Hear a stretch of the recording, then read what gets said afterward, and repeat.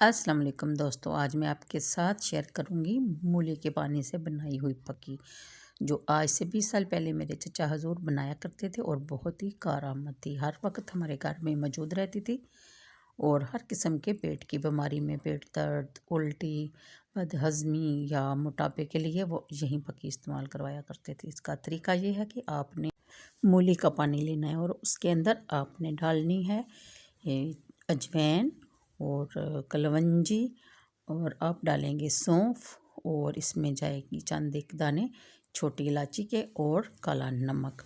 आपने काले नमक के सिवा बाकी सब चीज़ों को मूली के पानी में डाल के रात को ढक के रख देना है, ताकि मुझे सारी चीज़ें मूली का पानी जज़ब कर लें। पंजन करने के बाद आपने इसको रखना है 2 दिन या 3 दिन लगेंगे, और जो जब बिल्कुल सूख जाएगी बिल्कुल इस तरह, तो आपने ब्लेंडर में डाल के इसको अच्छे तरीके से बारीक पीस लेना है। बारीक पीसने के बाद आप इसमें डालेंगे नमक, और यानी कि काला नमक, और आप इसको एक दफ़ा फिर धूप लगवा लें ज़्यादा देर इस्तेमाल करनी हो तो।